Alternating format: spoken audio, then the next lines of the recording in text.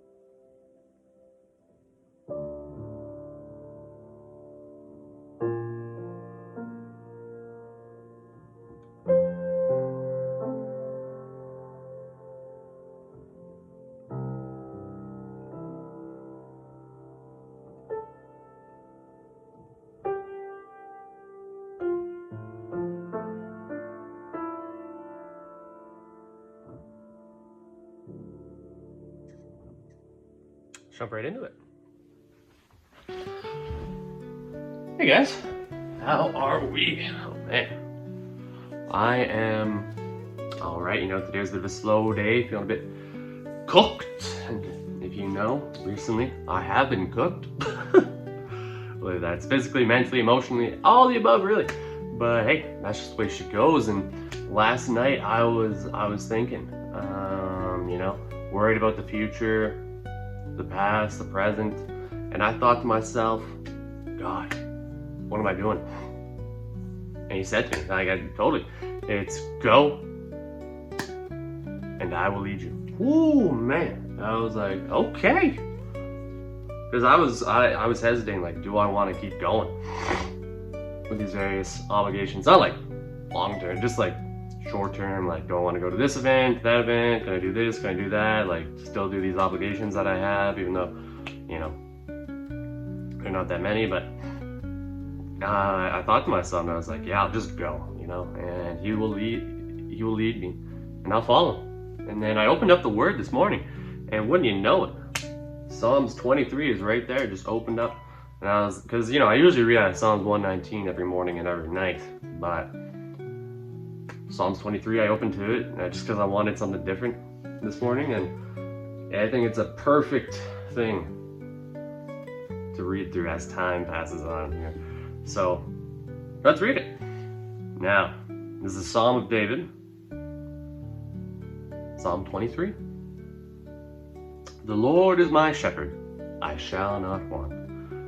He makes me lie down in green pastures. He leads me beside still waters, and He restores my soul.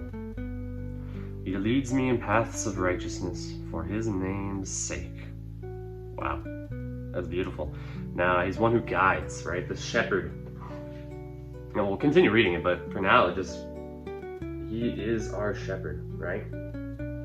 He makes me rest, lie down in green pastures. He leads me beside still waters, beside waters that will guide us in serenity, right? Kind of like these last two videos we've done. Restoring the soul in that rest, and then going onward to go path, right? He will lead, and we'll follow down that path of righteousness for His name's sake, right? For Him, for God. Now, verse 4, even though I walk through the valley of the shadow of death, I will fear no evil, for You are with me. Your rod and Your staff, they comfort me.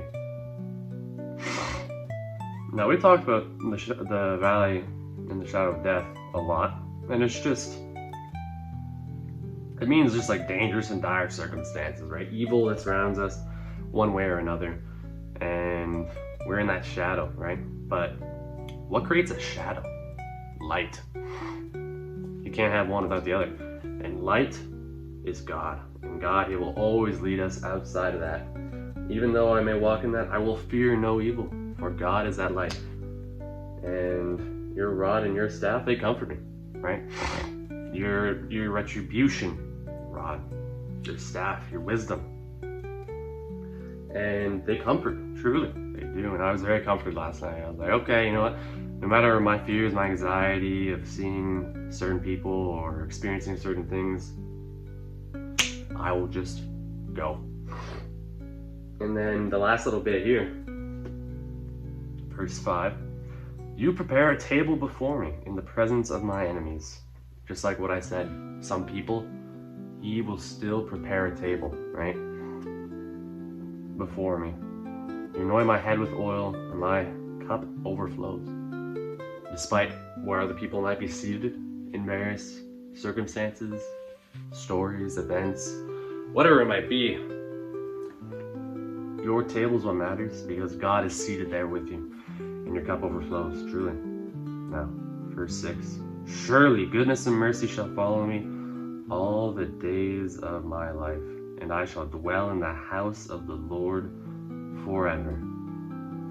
Now, we are honored as guests at His table, right?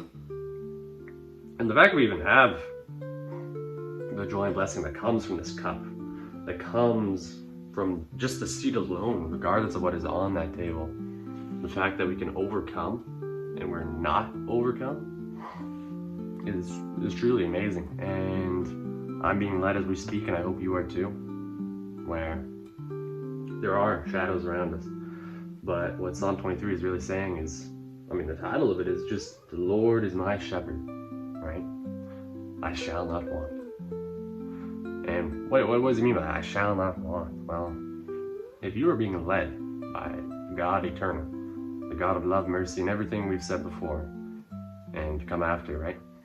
What then should we even need? Should we even want? We're being led by someone, by God, the creator of everything around us, the creator of the very thoughts as we